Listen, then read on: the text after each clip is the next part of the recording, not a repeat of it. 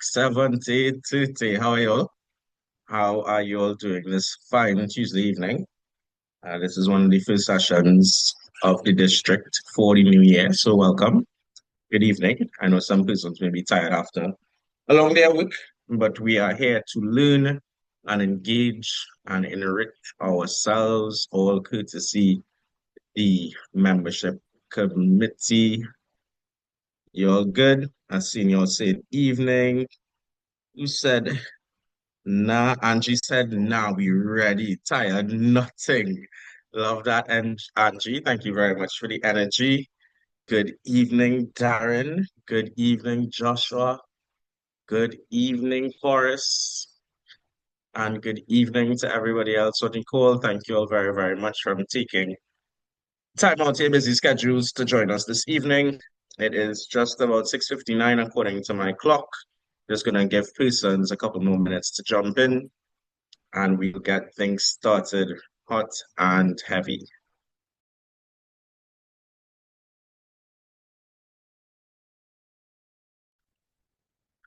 I do apologize, President Tobino. My apologies, Ribino. Good evening to you, sir. I hope you're well, strong and rested.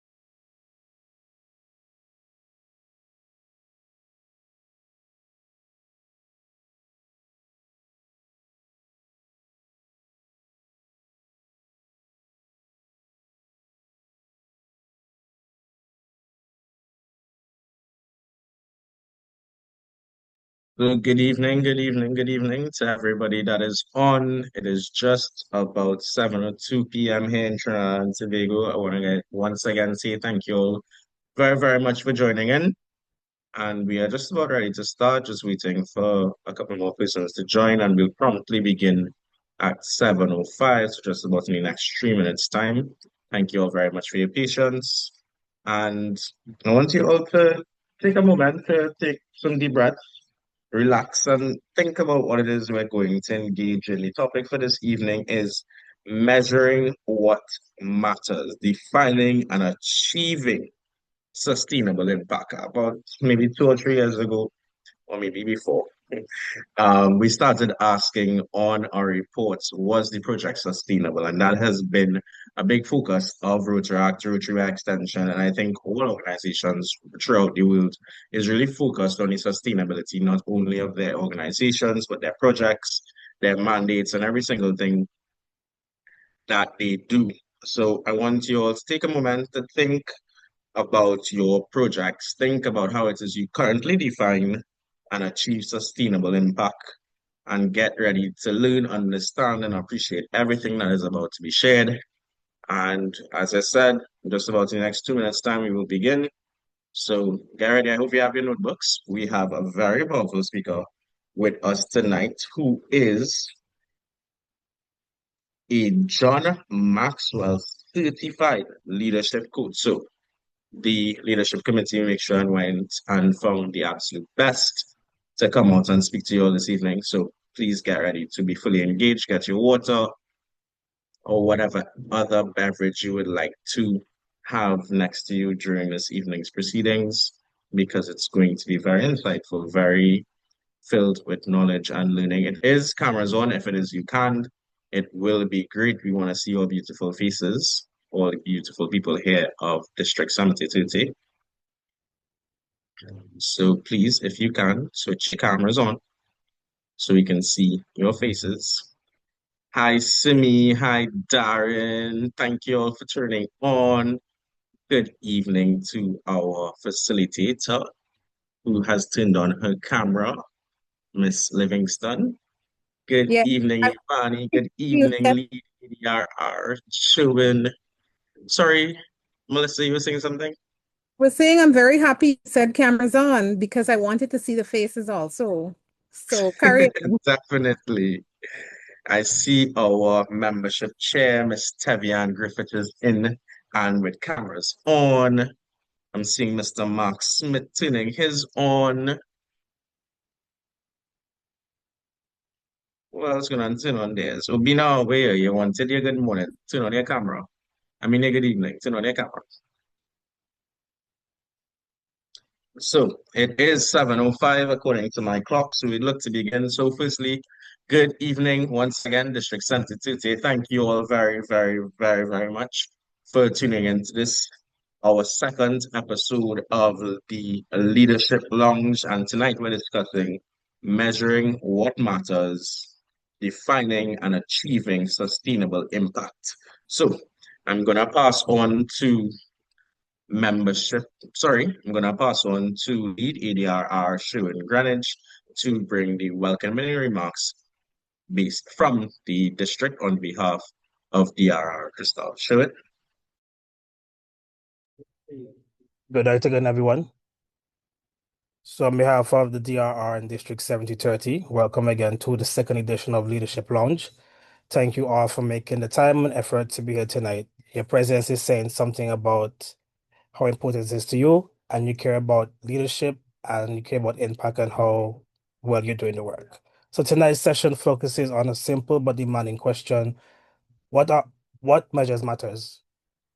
Too often we stay busy, we run projects and we hold meetings, we post photos, but real leadership asks more. It asks if our work creates results that last.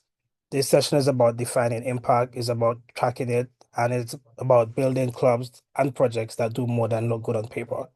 So Leadership Lounge exists to give you practical tools, not theory alone, tools that you can use in your club and in your everyday life. We're especially grateful to be guided tonight by John Maxwell, certified leadership coach. You'll hear more about her in a minute. This is an investment to you, your growth, and your strengths, and our district on the whole. I encourage everyone to participate, ask questions, take notes, and most of all, think about how you'll apply what you learned tonight. So once again, thank you all for attending, and I'll pass it back over to Michael.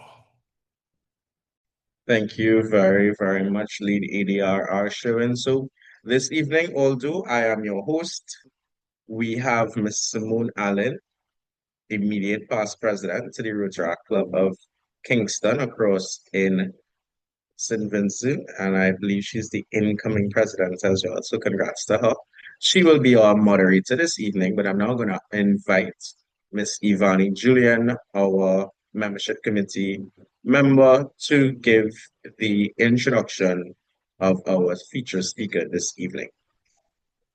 Thank you, Michael. So, good evening, everyone.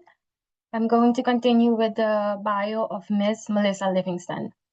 So, Melissa Livingston is an international leadership strategist and the founder and CEO of Premier Executive Solutions, a leadership training and consultancy firm dedicated to strengthening leadership capacity and transforming organizational culture. A certified John Maxwell trainer, coach, and speaker, as well as a behavioral consultant and peer educator. She brings nearly 20 years of experience in leadership development, operational excellence, and large scale training management.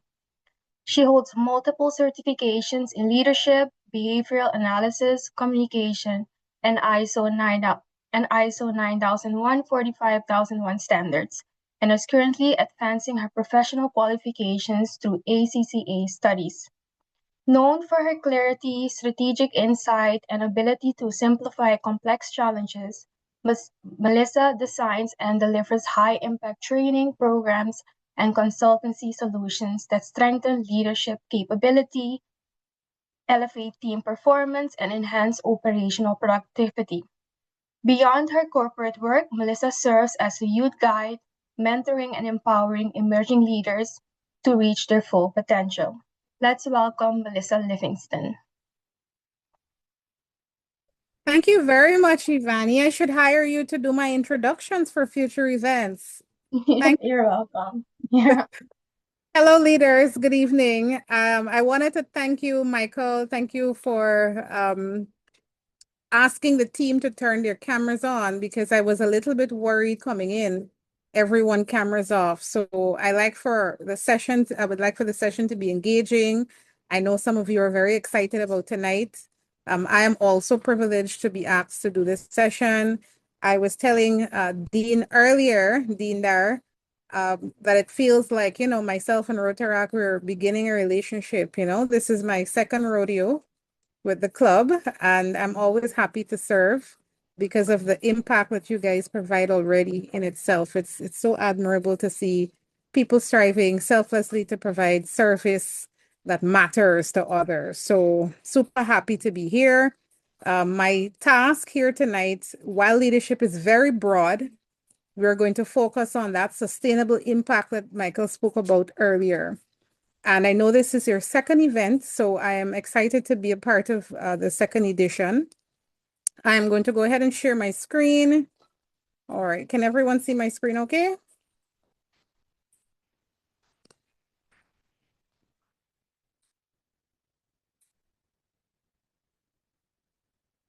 All right, great. All right, so we're gonna get right into it. I wanted to, in doing this presentation regarding impact, it reminded me of how important it really is to measure what we are doing.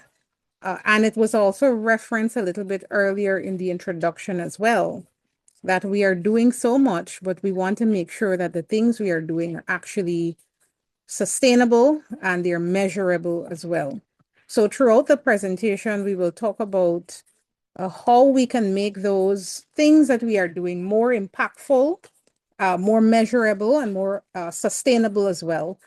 We do have 4 areas we will cover. We will cover clarifying outcomes. What does it mean to have outcomes? We will talk about defining reliable metrics, embedded sustainable practices, and of course, when we learn something, we must put that into action by doing. So while we will have a very healthy and fruitful discussion, after this or following this session, it is imperative that we go out and then we implement or we do those things, right? Now, we want to look at busy activities, busy versus measurable outcomes. Most times we are busy, we're doing a lot of things, we're busy doing so much, but are we doing the things that really matter? Are we really moving the needle with those activities that we are doing, right? So what busy looks like, success is defined by what was done. So we did a whole lot of things. We focus on the execution and the completion of the task or of the project or of the item.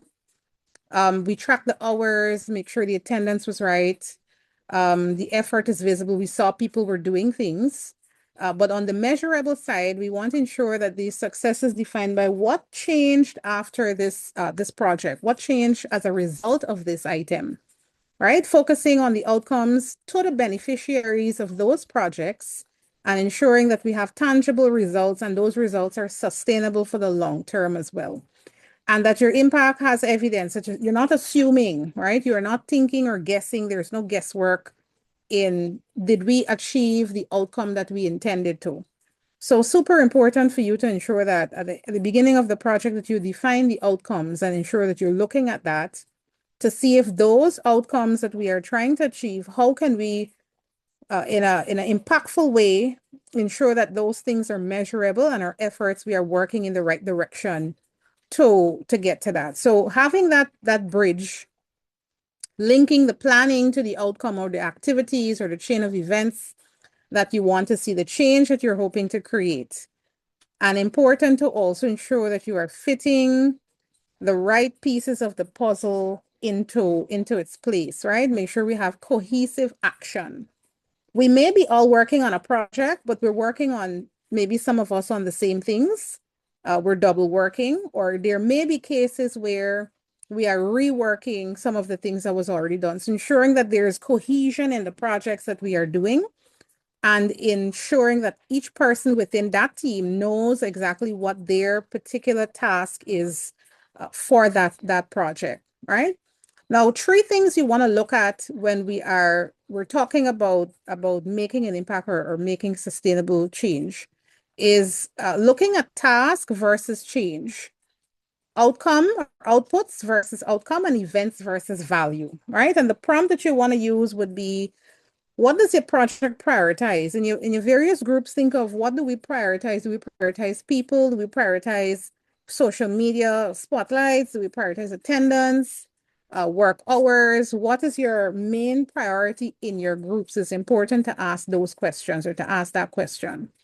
All right, so your discrete action of your team members, they're working in the background. However, you want to ensure that those things that are happening in the background, we are shifting those into systems that really last throughout. So making sure that the behavior or the system that we are creating, and we will talk in a moment about making sure that those things are documented. That is important as well, so that when transition takes place, that things can really flow as it should, right? Then we're moving to outcome versus, or output versus outcome. So tracking the outcomes as well of those particular situations, you want to ensure that you are able to measure the difference for the beneficiaries in the project. So we can create a great project. We have a beautiful event, or we have a nice gathering, but at the end of it, did it really achieve what it was expected to achieve in the end of that project? So that's something you want to be mindful of as well, all right? And last but not least, turning the events, looking at events versus value, the activity or the events, the sustained benefit and the stakeholder trust. Does the event create an ongoing value? Because if it is not valuable, then it makes no sense we kind of continue on that project. So very important for you to keep track of that, all right? And designing for impact. Big picture questions, they say begin with the end in mind. What are we hoping to solve? What are problems we're hoping to solve? So that's a question that you want to make sure, a statement that you want to make sure is very clear going into all parties involved. Second thing you want to look at is what will be different from, after this event, and who will benefit from that. And this is where we talk about SMART goals for whenever we're setting goals for any project or any item. You want to make sure that you're using the SMART method for completing those goals. And it's very popular. It's not limited to any space, group, or team. I find it to be very useful in any area, even in your own personal development as well. Right? So you want to make sure it's very specific. So what problems are we actually trying to solve here? It's very specific to, to a particular outcome that you're trying to achieve. And they say what gets measured gets improved, right? So you have to make sure that you are able to measure it, not eyeball it, but measure it, right? Not think about how do we feel about it, what somebody thinks about it, to really be able to measure that with some concrete evidence, right? So how will we be able to measure that? And using very simple ways as well. Don't overcomplicate the process. of measurement, right? A measurement could be doing a survey, asking for verbal feedback, talking to persons at the event, or even sending a survey after a particular event to ask persons how they felt about it. Use observations from those that were there, but make sure that that's documented and it's tangible. You can see, 50%, 30%, 80% of the team felt this way, or the participants or the recipients of this project, this is how it impacted them, right? And it must be achievable. So do you control enough to influence the project? So there are times we set goals that are sometimes out of reach. So you have to be very mindful of this as well to ensure that the things that we are hoping to accomplish, is it achievable? Do we have the sufficient resources to get those projects going and completed? And make sure it is relevant. Why does this matter? Is this relevant? Is this where we should be focusing our attention? And with anything, you have to make sure there's a time limit or a time bound to it. Set dates and timelines for when we're expected to have this completed, by what time. And I know the young professionals here on this call, you are all brilliant people. So I know that you are implementing or you're using this in some aspect of your planning already, right? But this will just help you to kind of strengthen what you are already doing, or build upon that particular platform that you already have, right? Now, who will keep the flame burning? How will it survive the leadership transition? And this is where it gets a little bit tricky sometimes, because most of the times that the information is, in someone's brain. It's in their head. They know the information, they can tell it to you. But it is so important to ensure that things are properly documented so it can be transitioned effectively. We want to make sure that whomever comes after you, they have a framework already that was set up, and they're not going back to recreate something, as they say, reinvent the wheel for some things that we would have already established, right? So making sure that it's able to survive that transition. Now, how do we make sure that we're designing things for the long run? Like they say, begin with the end in mind, right?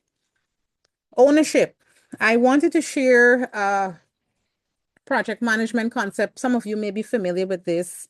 It is RACI, RACI, and those acronyms represent who is responsible, who is accountable, who should be consulted, and who should be informed for every project that we are working on. And if this is not already in place, this is a great tool that you can use within your groups, because this helps you to make sure that there is one responsible person who has the ownership of a particular task, right? So one suggestion would be to nominate someone with clear responsibility. So we want to give them that position, or that ownership, but is the responsibility that they have, is that clear? Can they clearly see what needs to be done, right? And defining decision boundaries for routine choices. So giving them also an extremely clear scope of what are the parameters of the decisions they can make, when do they consult, who they consult. So you can set that framework up within your team to say, for events or for marketing, we know Michael is responsible for that. He's accountable for that. And we can never have 5 accountable people. There has to be one person. So you can have people who are responsible for different items within the project, but the main person, the person who has to be identified, is who will be accountable for it, right? In business, I am accountable for the things that happen under my umbrella, my business umbrella. The persons within my teams, they are responsible for specific parts of the operations, but anything happens and I am responsible, because that is what leadership is about, right? We have to be able to take accountability for things that happen in our space, whether we directly did it or not. We share the successes and the failures as well. So nominating that one person and setting a simple reporting checkpoint. So while you give that person that freedom to go ahead and decide, or to go ahead and make the decisions and have the ownership, it is still incumbent upon that person or the group to ensure that that person reports back to you. to say what are the things that where are we at, where are we doing, because they still are accountable to the team to provide some amount of feedback. So set up very simple ones. And for succession, make your handover very predictable and simple, documenting your processes in plain language. We sometimes overcomplicate the things with some of the jargons. If you're into specific fields of work, if you're in a medical field versus if you are maybe a lawyer, for example, your dialect or your language will be sometimes a little bit different for based on where the person's coming from for them to understand that language, right?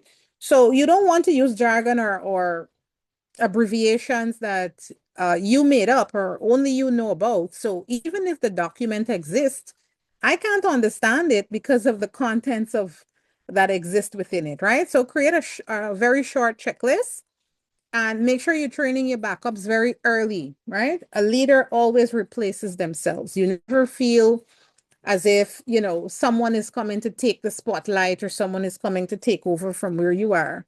But true leaders really develop those below them and they produce future leaders. So in that space, it is important to ensure that you train the next person, the person coming behind you, to take that over. And I can tell you, training people to take over you or to replace you, it's so powerful because it makes your life so easy. Things are more, you have the freedom to now make more decisions. So you can go on to doing more impactful things and share that responsibility. So when that person comes to fill that seat, it's very simple for them to just fall right into place, right? And of course, community buy-in and ensuring that you build support before the handover. So to put a fresh face, you know, sometimes management change, the team changes, and you would have really developed a great relationship with a particular community or group, for example. You know, so you want to make sure that those relationships are also nurtured and properly transitioned also, so that those persons that are coming after you are able to continue to build on what was already created, right? So super important for that. Now, three common mistakes that are made are the leaders are very they are not clear on the roles that have to be created sometimes within the groups. So it is very difficult for the person that is now coming up to take over from them. It's very difficult for them to fall in place because, like I said, there is no documentation, there's no knowledge that happened for the period that they've served. So it makes it very difficult for them to transition that over to someone else. So create simple documents. There are lots of simple ways to do that. You can use Google Drive. That's another simple way. If you have a OneDrive, you just set up all the documents to make sure that everyone has access, the right amount of access, because while you want to make sure things are documented, you also have to ensure that people have access to just the information that they need to be able to do their work effectively, right?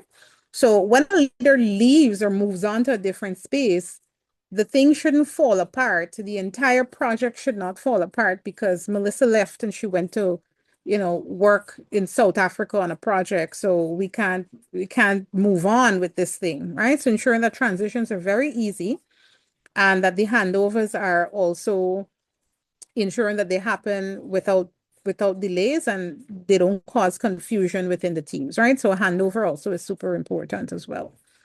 All right, so we talked about, we want to ensure that we spoke about already clear ownership, making sure that persons in specific spaces have the right accountability, the right responsibilities, clarity of their roles, and they're able to function in those roles, right?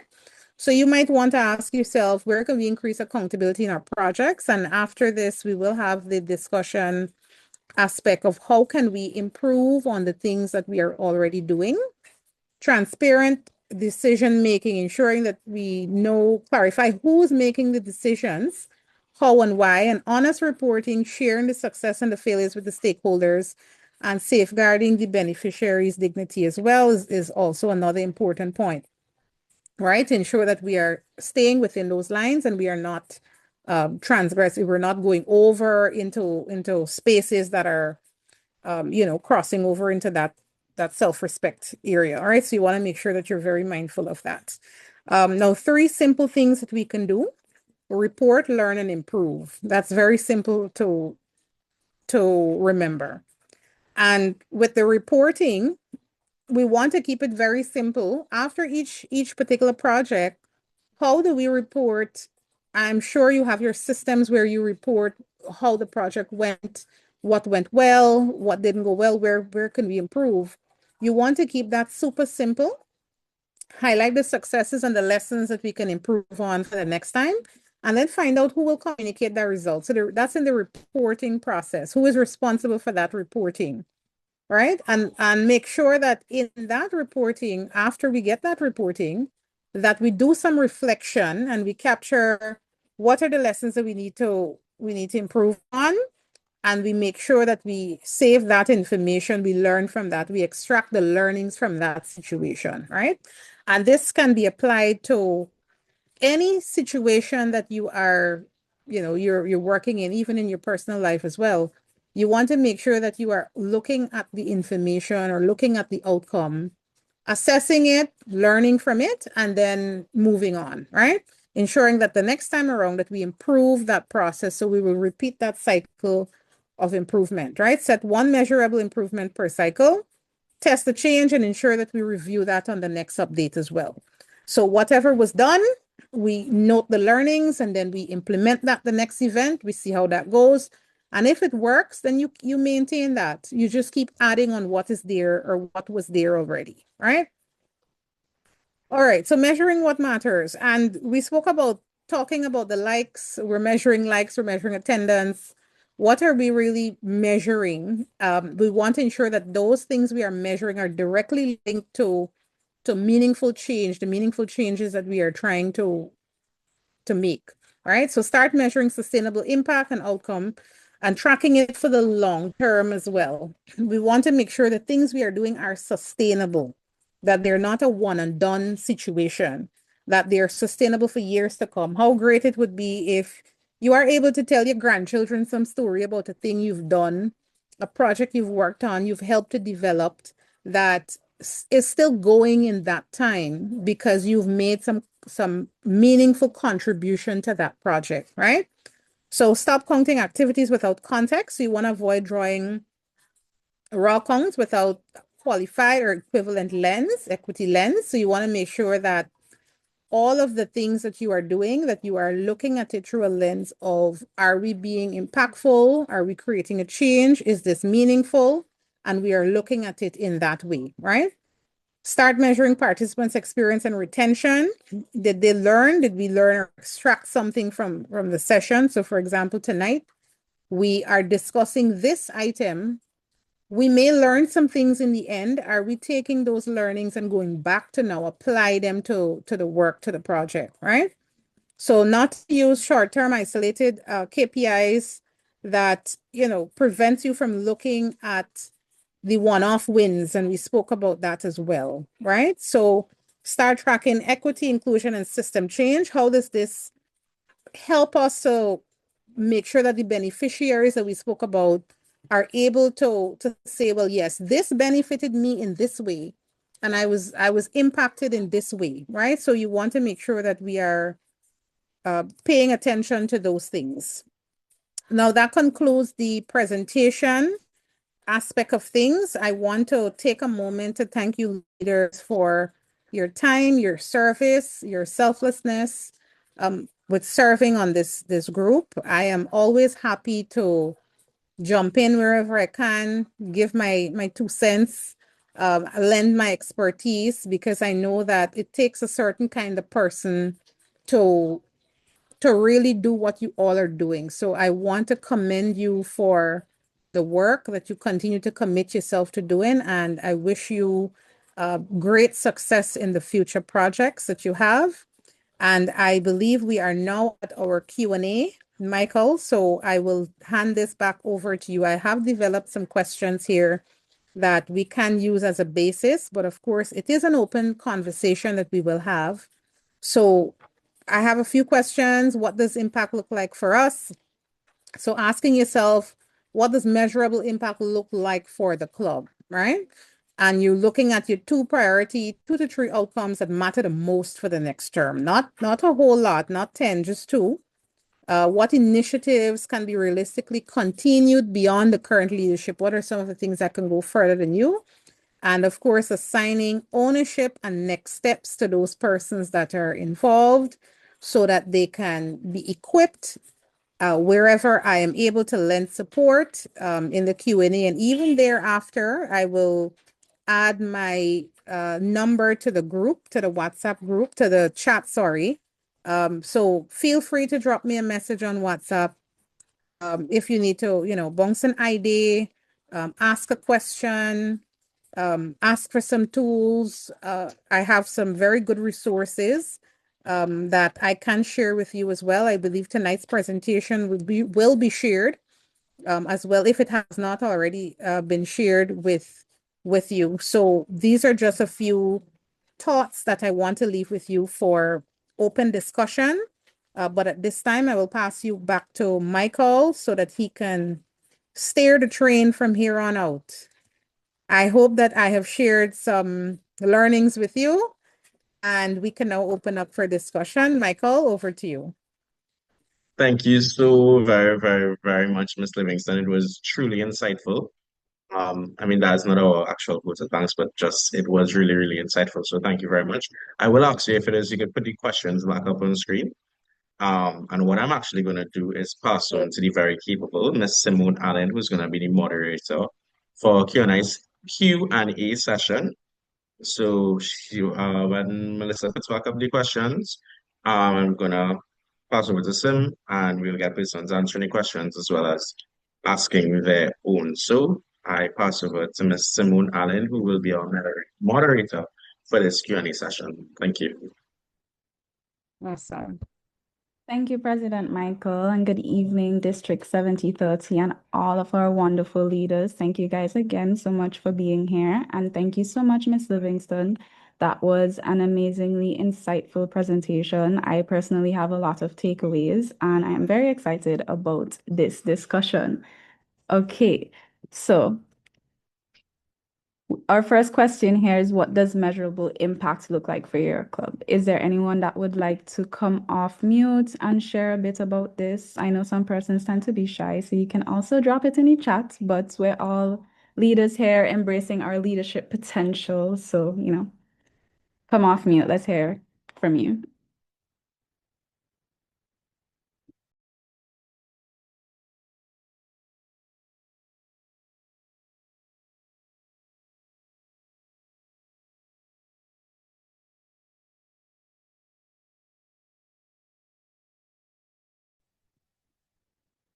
We have a lot of shy people online tonight.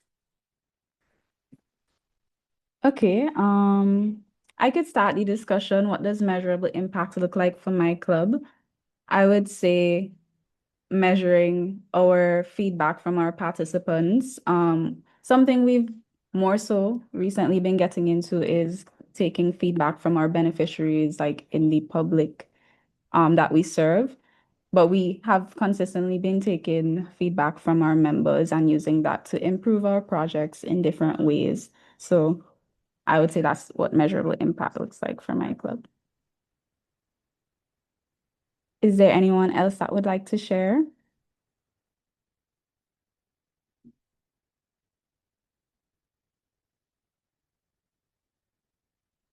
I'm going to call on ADRR Avery to share what measurable impact looks like for his club. That is crazy. Why am I not surprised? Good evening, everybody. Good evening, District 7030. What does measurable impact look like for my club?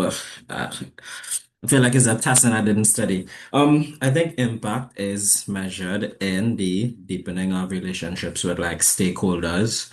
So it mentioned in an earlier slide about projects being sustainable. So if a club has like a flagship project and you're measuring that every year, so if you have a fundraiser, let's say you make 8,000 in your currency this year, and every year you do it, you might want to make just a little bit more.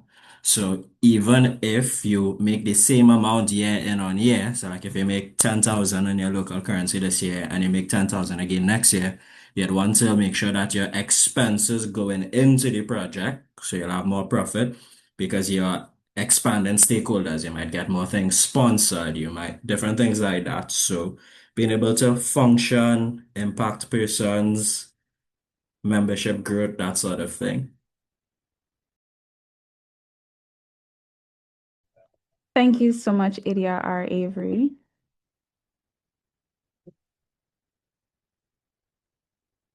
I'm looking for persons from different clubs. So I see we have Dindar from Rotract Club of Georgetown Central. Would you like to share about what measurable impact looks like for your club?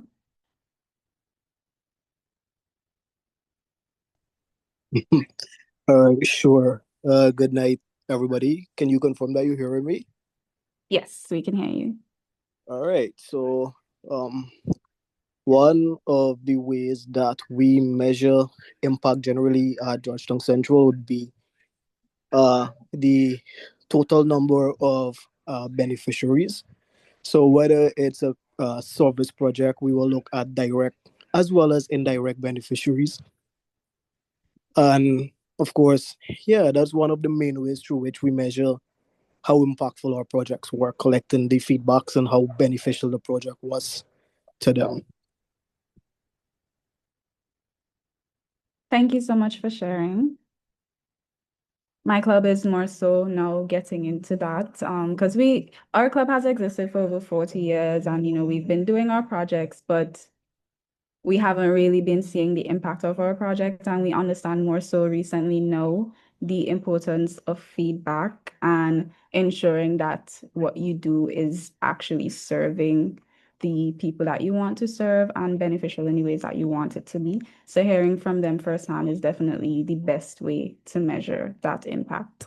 I see Forrest has his hand up. Please go ahead.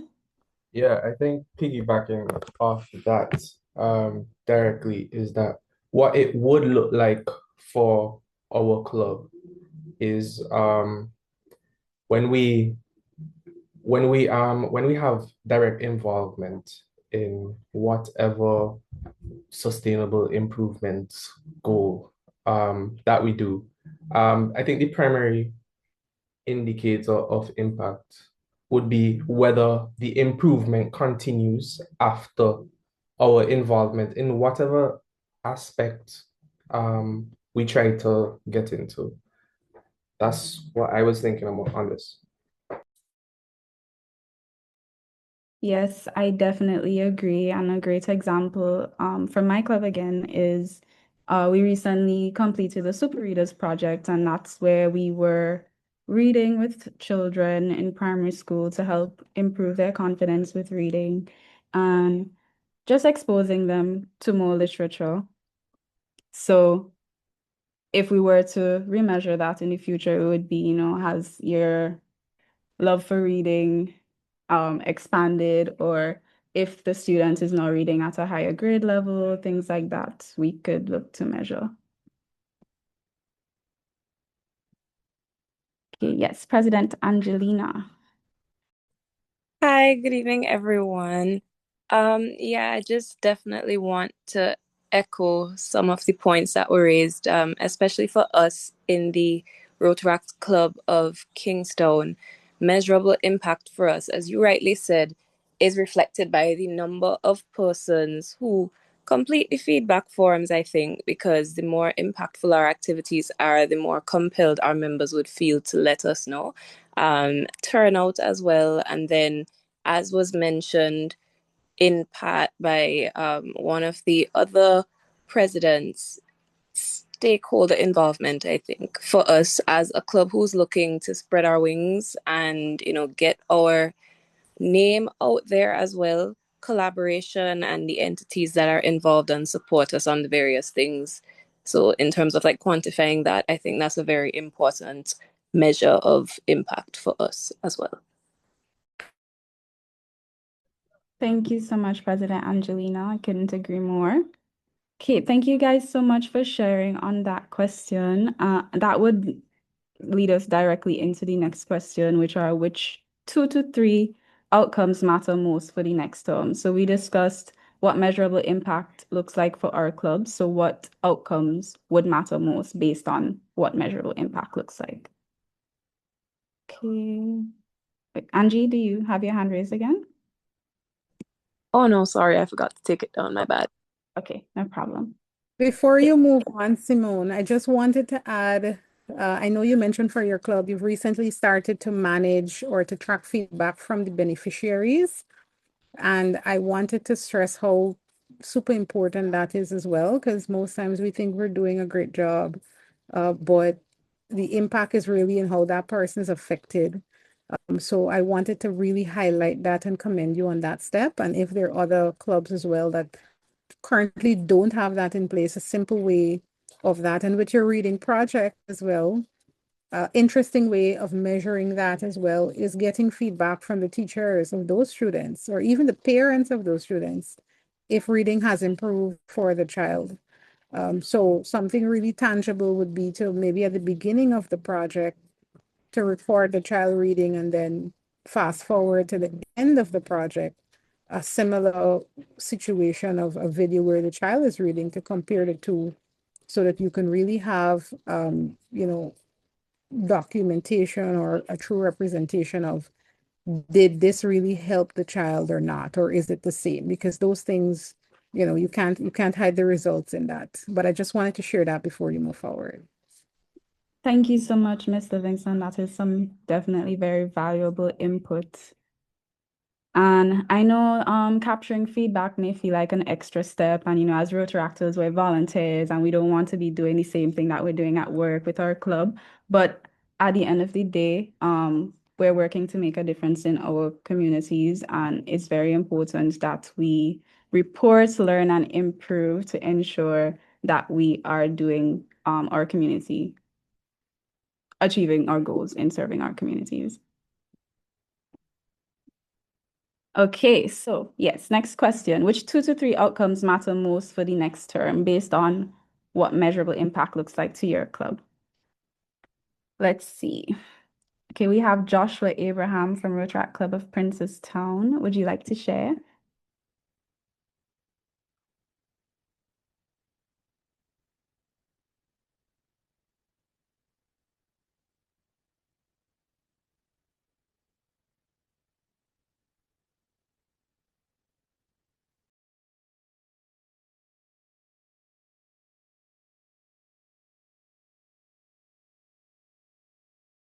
Okay, I'll ask LADR Sherwin. Would you like to share on which 2 to 3 outcomes matter most for the next term for you on your club? Okay, Joshua said he'll type, so we'll check that after.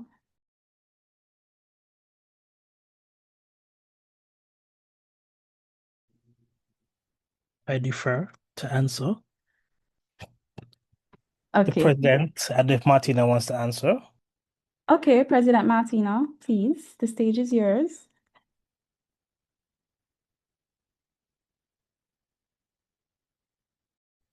Good night. Not really sure how to answer that question exactly. Yes, we do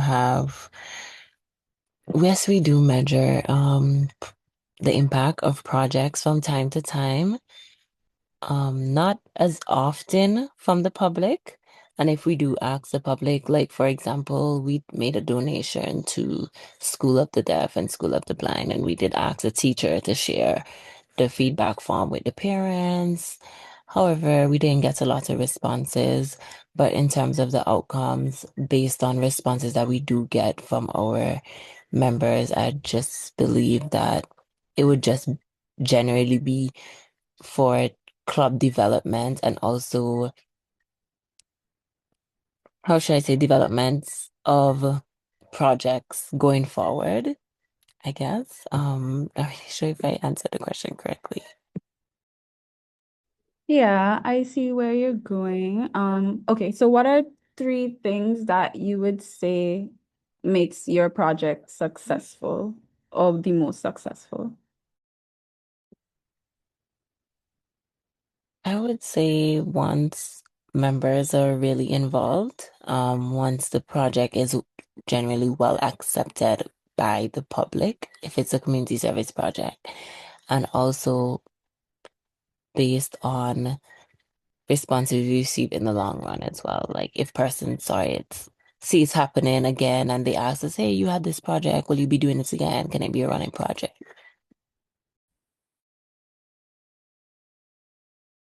Yeah, those are some great ways to see how impactful your project is. Thank you so much for sharing.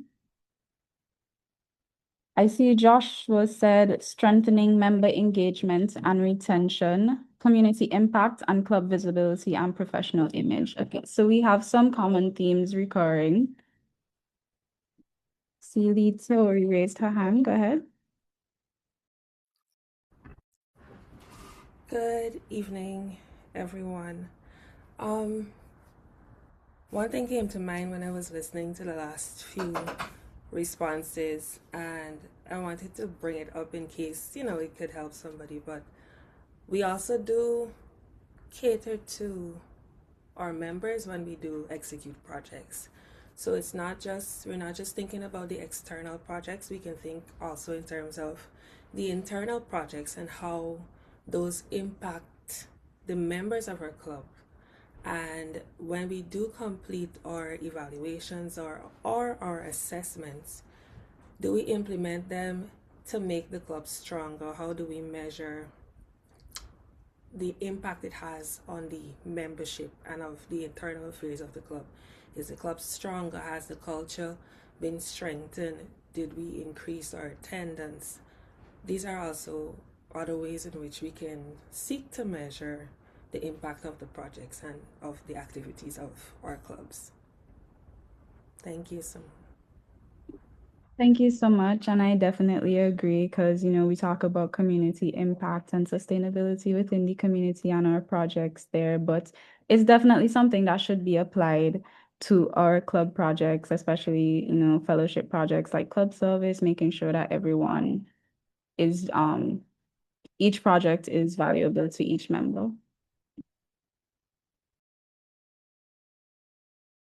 Is there anyone else that would like to share on 3 outcomes, anything that hasn't been mentioned before? Because I know we already are seeing some recurring themes with member retention, community impact, club visibility, and professional image.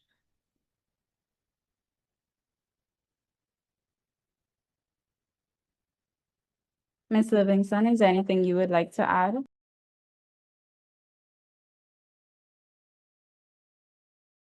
Oh, sorry, I was talking while I was on mute. I was reading the chat. Yes, I think for those leaders in that space, you are organically there. You know what impact you're trying to create. What are the things that you're trying to move? So sometimes the answer is not right there. So I see a lot of struggle with the, like figuring out what's my next 2 to 3 outcome. Even if you haven't given thought to it, the whole purpose of this is to get you to start to think about that. And I'm very happy Ms. Griffith mentioned that as well, because I know one of the, like you said, one of the projects as well, or one of the things as well, is to ensure that the members also are impactful. So there can be different outcomes based on the project that you are having. If you have already created or decided what are the next projects that you will have, then think about project specific outcomes. What are you hoping to achieve out of that specific item? It may not be a general, try to make it a little specific. It may be a very big, a big outcome, but tie it to the specific thing. So if it has to do with the members, then measurable thing there, the outcome there would be to ensure the members are impacted or they benefit from that as well. If we're targeting community, then we want to make sure that the community feels that this project is worthwhile, is well received. So making sure that it is relevant to the specific project that you are working on. And don't beat yourself up too much trying to, because you don't have the answer, you have it figured out. Sometimes this is just helpful to guide you in that direction that you need to go. So when the situation comes up, when you do have to plan, then you should be able to draw from these conversations and, reflect on this to say, how can I make this impactful? How can I measure this? How can this be sustainable? Even beyond, where you are. So I think it's important to not only, like Ms. Griffith said, focus on the community, but it has to be specific to the project that you're working on. So give some thought to that. If you don't have the specifics at this point, that's quite okay. But give it thought when you get to that point of planning the project. Make sure that you're very intentional about that. So that's what I wanted to add. Thank you so much. Okay, so we'll move swiftly along to the next question, which is, which initiatives can realistically continue beyond current leadership? For this one, did you want us to just share about projects that we have that are sustainable? Yes. So what my thought here was, I know that I'm not certain of the term that you guys use. Is it a 1-year cycle? Maybe you can shed some light on that as well. And the initiatives that you want to have remain in place, because those will have to be specific. Different clubs may have specific agendas or priorities as well. So that will have to be, based on those specific things. But the framework of how the club functions, that has to be also taken into account as well, because you don't want to, like I said, go back to the drawing board and have to build from scratch as well. So you want to know, what can I leave? What are we setting up to leave when we transition, to the next cycle? But like I said, I'm not sure how long that term lasts for you. So if you can maybe shed some light on that, and maybe the teams share what they think, 1 or 2 items that they think can last beyond that their term.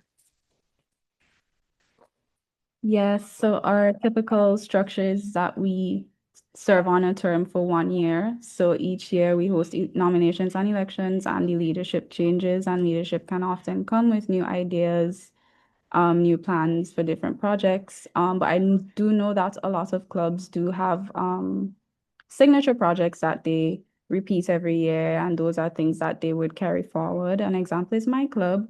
We have a project called One Wish that was started in 2011, I believe, and that's a project that we work really hard to maintain relationships for and continue. It's essentially where we do a donation drive for food items and essential products for donations to vulnerable households. Right. Awesome. So that would be a perfect example, of an initiative that will carry forward, that you said it's been in existence for so long. You want to make sure that that also continues into the next term as well, and further and beyond. So maybe some other persons in their clubs can share what are some of the things, that the initiatives that they have in their spaces that they would like to see sustained beyond their leadership. Well, President. Oh, sorry, go ahead, Darren.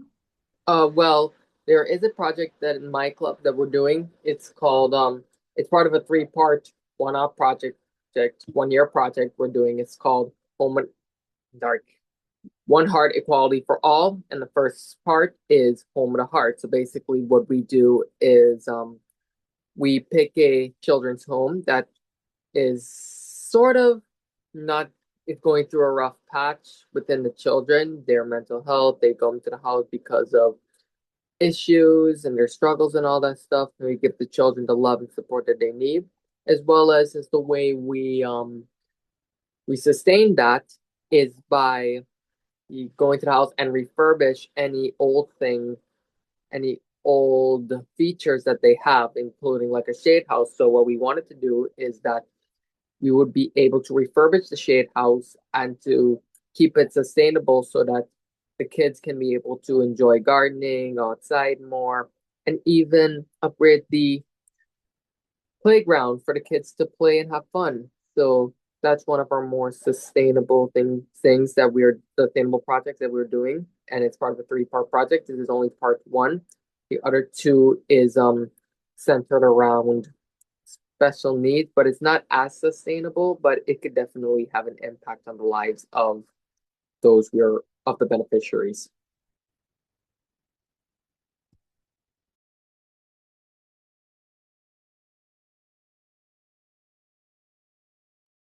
Thank you so much for sharing, Darren. That's an interesting project and definitely one that sounds sustainable and one that could be replicated because I know in all of our, I'm so sorry about these dogs. Well, I know in all of our countries, there may be similar issues that can be catered to. I see President Michael has his hand and then Ivani.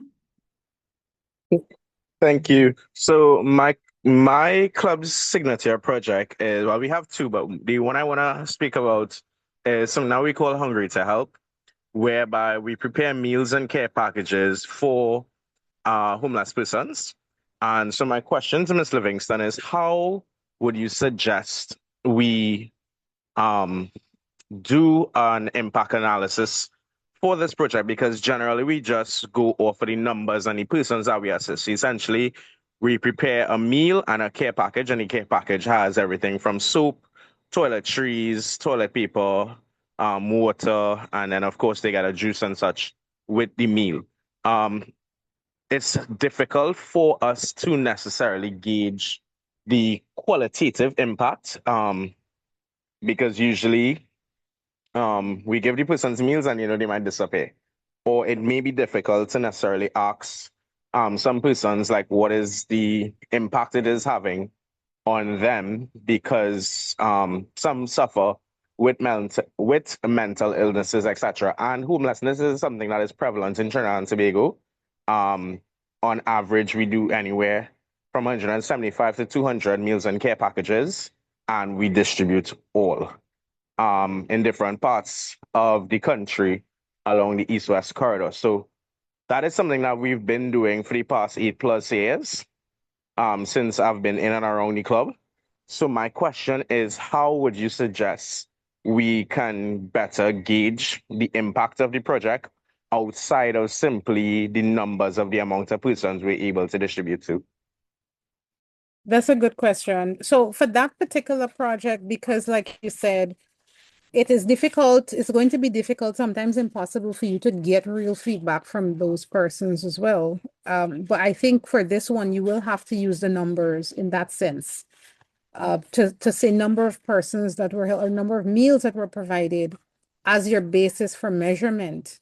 Because to a homeless person, a meal is priceless. So that in itself is impact, right? So for this one, you will have to definitely use the numbers in terms of the number of meals that you would have provided, because that will be a little bit tricky getting feedback from those persons. And there may be some other projects that has similar characteristics as this one.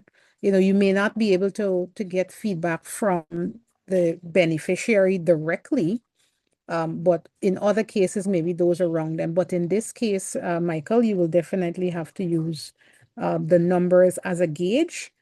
So maybe what can be another measurable ways is setting a target of, if you deliver 200 meals for 2025, then your target is now 250 meals for 2026, to kind of increase that as the year progresses, because that's what the growth will look like, the number of meals that you provided to those persons. So that can be a way that you can increase or measure that as well.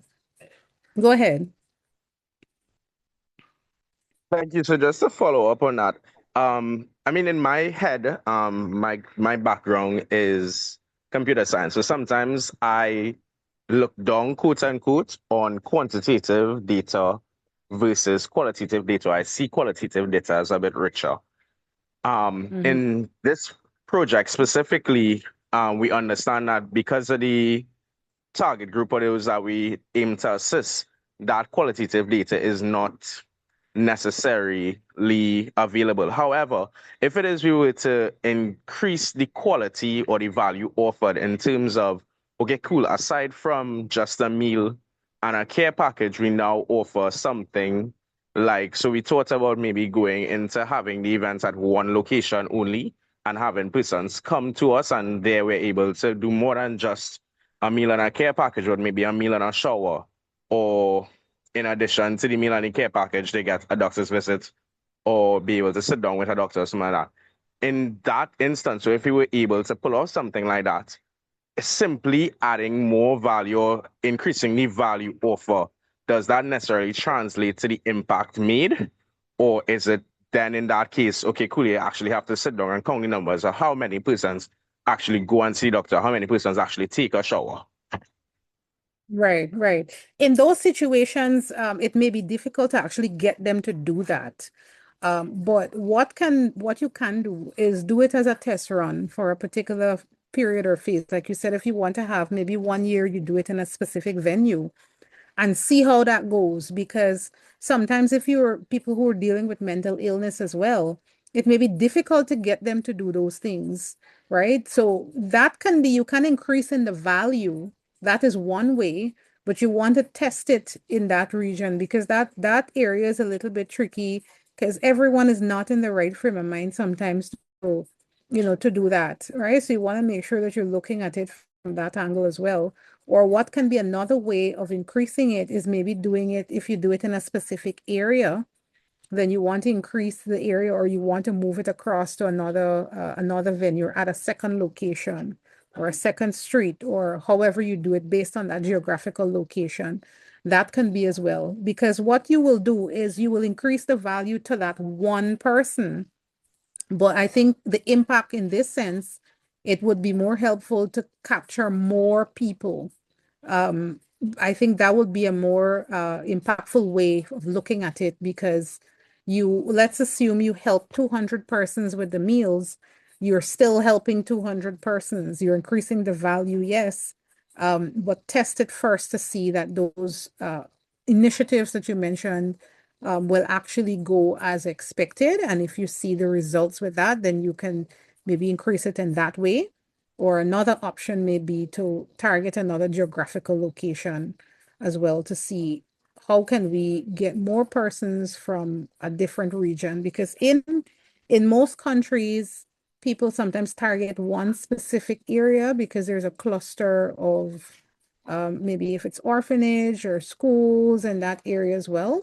But look for another area that has also the same need and see how we can expand it to there, not necessarily to remove it from where you have right now, but to just add another geographical location. Understood. Thank you very, very, very much. No problem.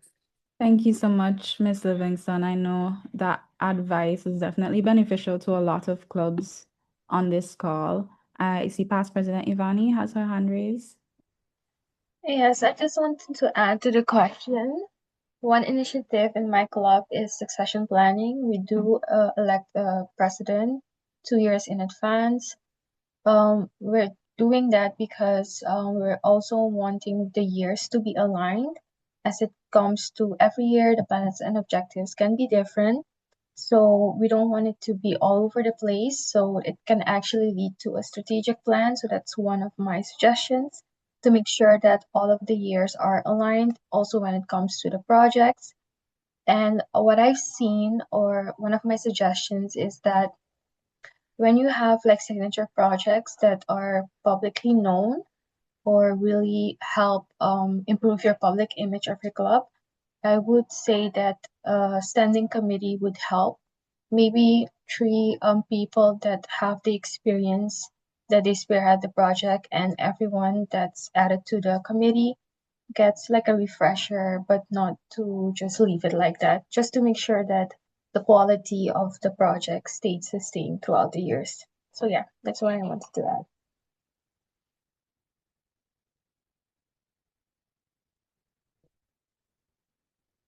That's good planning, Ivani, 2 years ahead. Love it. Yes, that's definitely really good. Definitely something a lot of more clubs should consider doing because, oftentimes you look at the leadership transition as like you're restarting something rather than continuing. So I think when you work together to ensure continuance based on the goals of your club and what you want your projects to be like, I think when you do a strategic plan in that way, it would go a long way.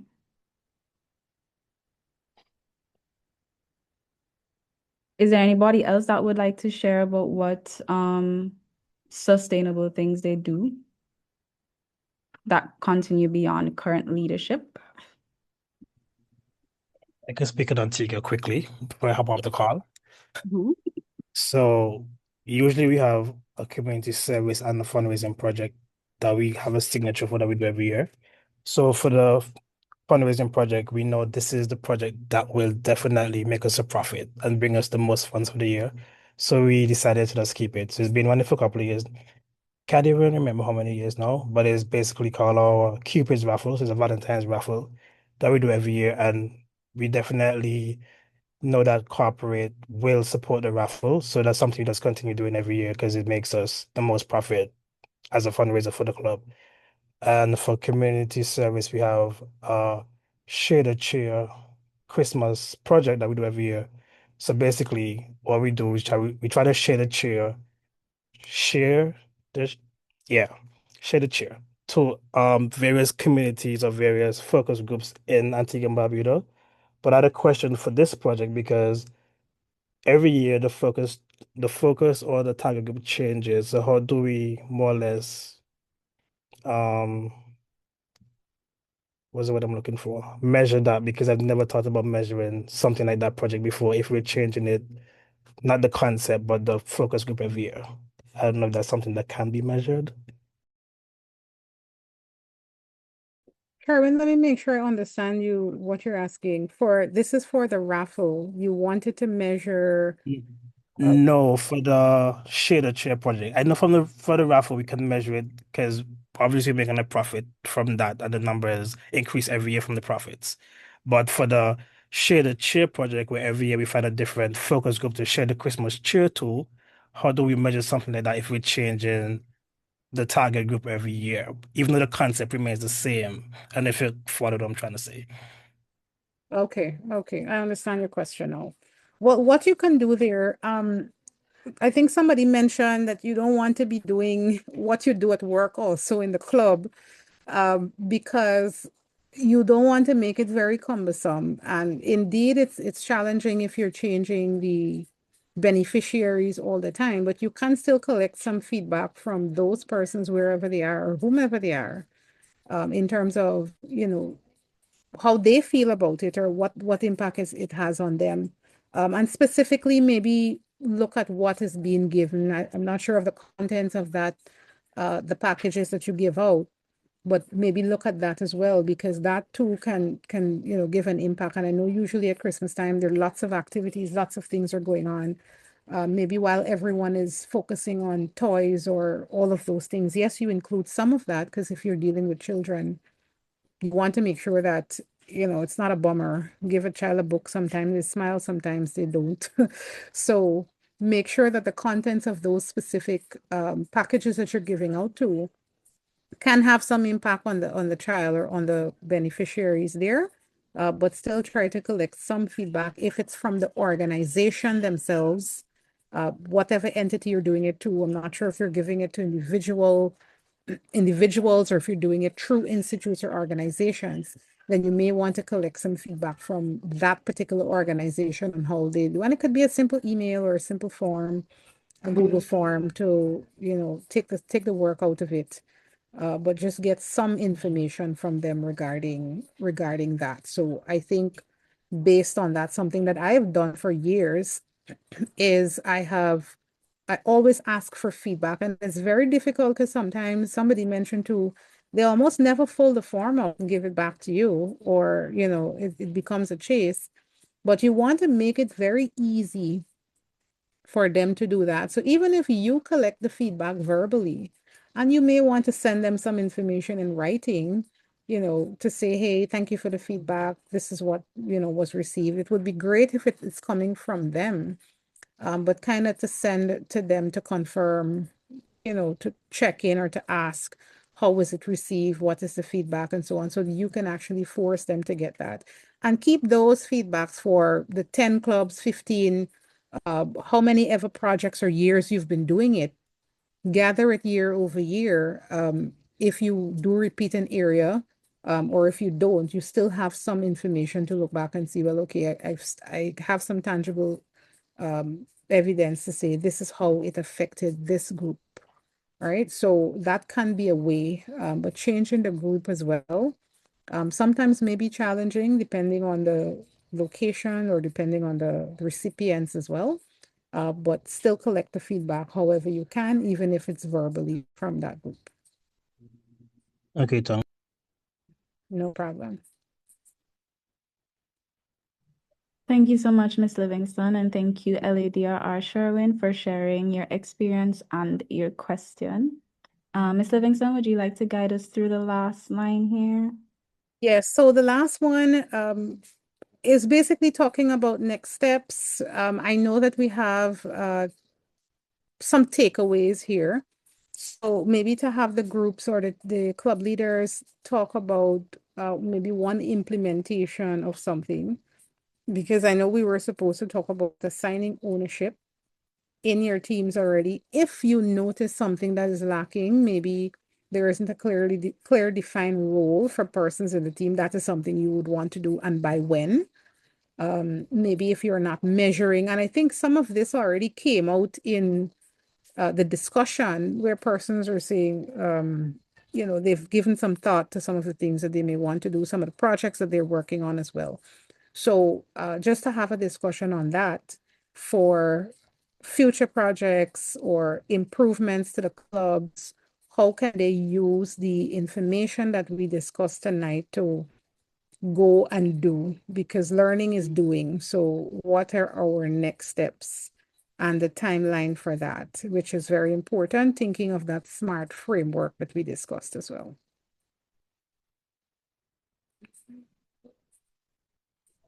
Thank you, Ms. Livingston. Okay, guys, so SMART framework. SMART goals are specific, measurable, attainable, relevant, and time-bound.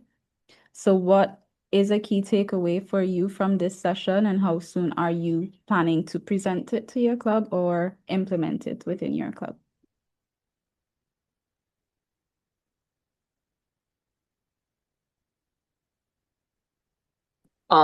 If I may go first, it is very important that we highlight these different objectives and these different perspectives that were presented, as well as the SMART goals. And it gives the idea of of a project that you want to do and what project that you want to accomplish between now and in the next like 2 or 3 years or so. It gives perspective as what you want to do and what you want to accomplish in the future, and it has to be very sustainable so that each project can have that impact that it has in the future. So it takes a lot of planning and it takes a lot of consideration to think about what needs to be done, how you can do it, and what benefits can it have for both the club as well as the community. So what I learned throughout the project as well as the SMART objectives is that it takes very careful consideration of what you're trying to plan, what you want to do, and how to be able to accomplish, and how people can benefit from the project both in the short and in the long run.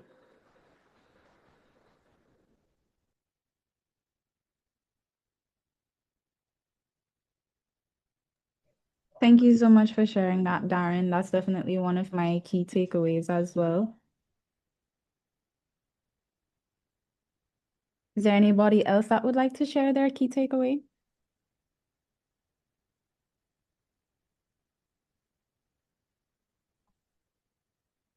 President Obina, I haven't heard from you besides in the chat.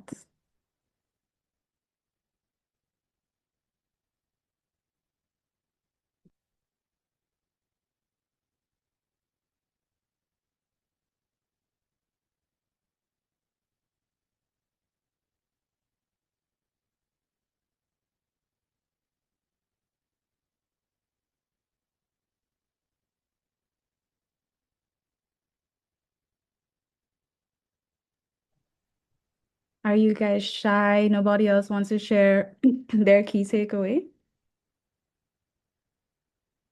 Even if you text it in the chat, that's okay.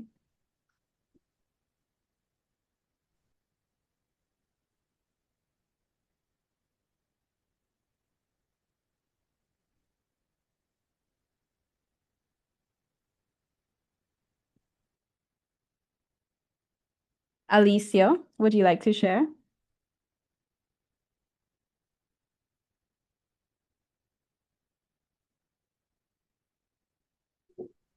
Can you repeat the request again, please?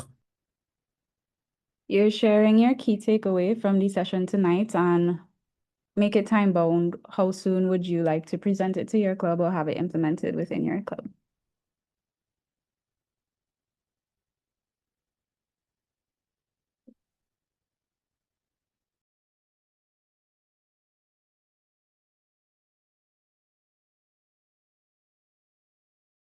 So I can share my key takeaway. I cannot account for how soon I could present it in a club.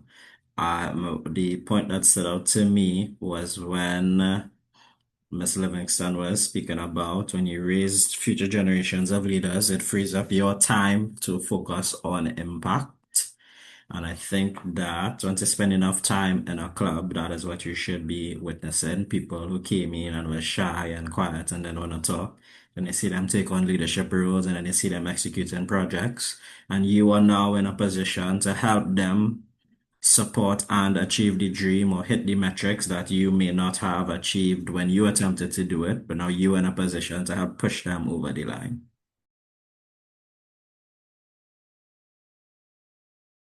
Thank you so much for sharing that feedback, ADRR Avery. It's definitely really rewarding to be a leader and see someone embrace their leadership potential. See, Lee Tori said good leaders replace themselves. Will definitely stick with her. And I definitely agree. If I am the only person, or if you're the only person in your club that could do something, then something is wrong. That's definitely something that needs to be addressed.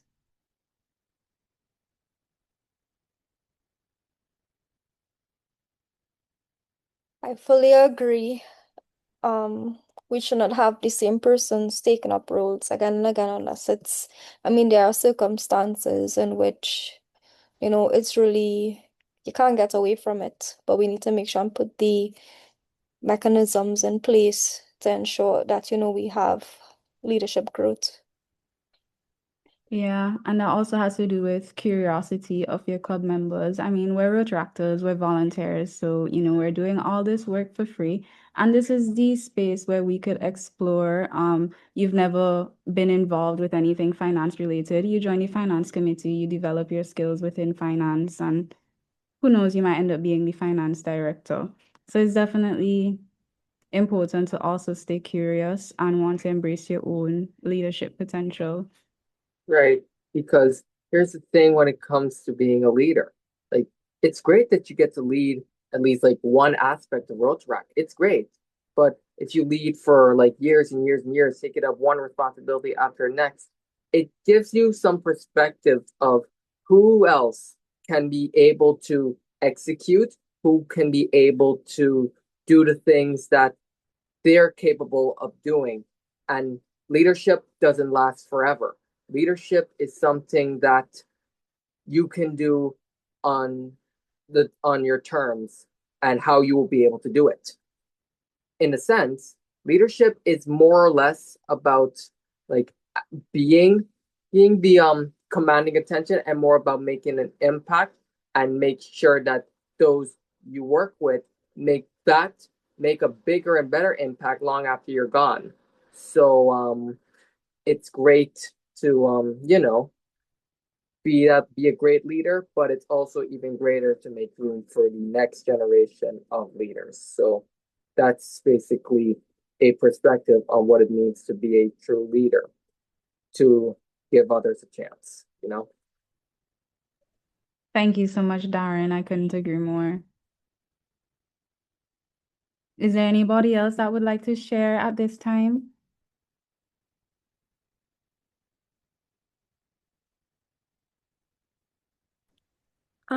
If I may, good night again, everyone. I think I resonate with everyone's key takeaways in a sense. But in terms of like a timeline, I think the information that we gathered at this session can be implemented immediately, to be honest. Like, this session was very enriching for a host of different reasons, and I think the timing of it is really good too, having just come down from quarter two and trying to reorient yourself to start a new quarter with fresh ideas and new projects. So I think, yeah, we can definitely put this into practice, and all the tips and tricks and suggestions from now to have a better quarter three. Definitely. Thanks so much, President Angie. And just to tie back into, how quarter two just ended, that also links back to the importance of project reports and submitting your reports to the district, because that way you get feedback on and guidance on where your projects could be improved as well.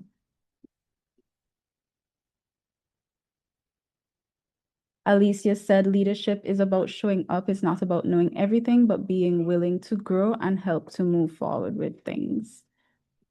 I love this.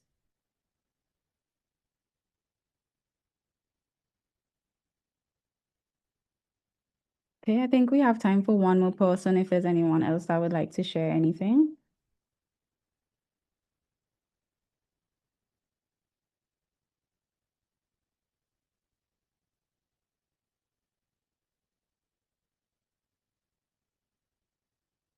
Okay.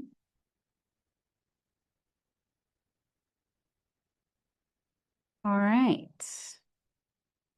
Thank you everyone for sharing. I really love when we have these discussions because we have the opportunity to learn from each other. A lot of our clubs suffer the same challenges. Okay, maybe suffer is a harsh word, but a lot of our clubs experience the same challenges, and it's really important for us to be able to have these open discussions and learn from each other. President Avinash said leadership is about creating clarity, accountability, and impact. It means setting a clear vision, empowering others through ownership, measuring success meaningfully, and building systems that last beyond individual terms. True leadership is not about position, but about service, consistency, and leaving the organization stronger than you found it. And that is a perfect summary about everything that we learned in tonight's session as well. Thank you so much, President Avinash.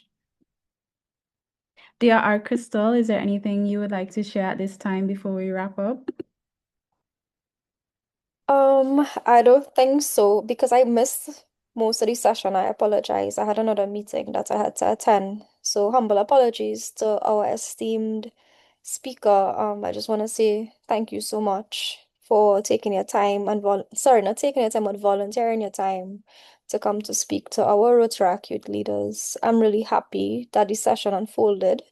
I'm really happy to see the amount of persons attending and knowing that valuable content was shared and persons learned so much. So I don't really have anything to say, but I'm just looking forward to, every day all our Rotractors upskilling themselves when it comes to leadership and, really making that sustainable impact because I think I shared this in a group yesterday or day before. Leadership doesn't begin and it doesn't end with you. So, we need to learn how to work together as a system. So it's very important for us to think about, that systemic impact and, how our decisions going to be sustainable in the long run. So yeah, thank you all again. Welcome, Crystal.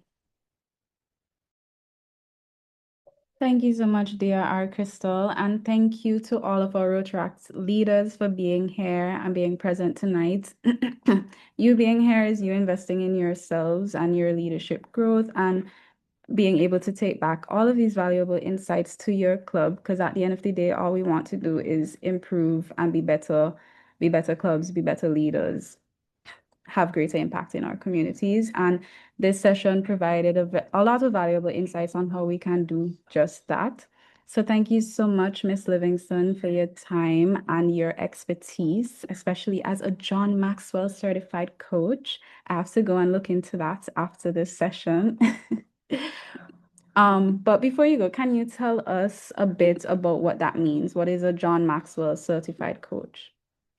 All right. So I added this certification to my credentials because I've been leading teams for a number of years. And while I have the practical aspect down, I thought about who is the world's best leader that I can learn from, because I wanted to model that.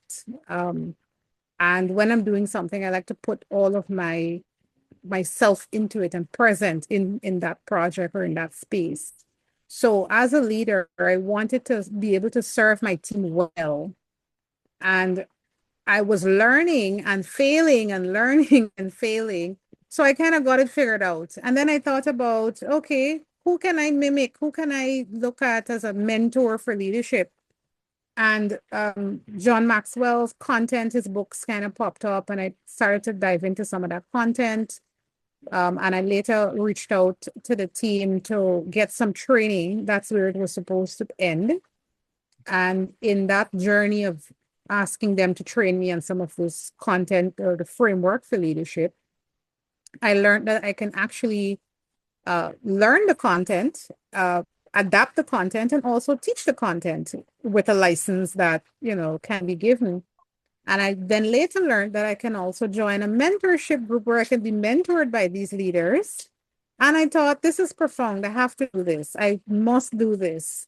So that kind of started the journey for that. But what that means, it means that I am able to have access to one of the world's best leadership uh, gurus, I would call him, and his content. And I can also incorporate that with the skills that I have to further help leaders to develop in their space. So the content is really overwhelming, but the ability to be able to sit in spaces and rooms with persons who are having the same challenges, who have kind of figured out what works, it saves you a ton of time because I already know that I don't have to go try and fail in this area. The things I tried and failed, those I got that lesson. But these new things that I may not yet prepare for, someone is there to guide you and tell you where the pitfalls may be, where, look out for the ditch. There's a road sign, turn left, there's a bicycle. And I found that to be so valuable that I can be in a group space with some of the world's best leaders and a group of team members. So it became a community of persons. So feel free to reach out to me after this. I did share my contact number earlier, but I missed the country code. I forgot that there are persons from other regions on this call as well. But feel free to touch base at any time. I am willing to, share some of my expertise with you on areas that you are struggling with in your development as well. But I can definitely tell you it's one of the best decisions that I've made to be a part of that team. And if you are interested in joining, I welcome you. Thank you so much for sharing about that wonderful journey, Miss Livingston. And that ties back into what I was saying earlier about as a leader, you should remain curious and want to always improve yourself. And learning and failing is all part of that process. Okay, so thank you so much again, everyone. As we close out tonight, we appreciate your attendance on behalf of the District Membership Committee. We will be sharing Miss Livingston's slides, so you guys would have access to those after this session. This session was also recorded for your benefit. And we will see you at the next Leadership Lounge, Part 3. Thank you so much, everyone, and enjoy the rest of your evening or night. Thank you. Take care. Good night, everyone. Take care. Night, guys.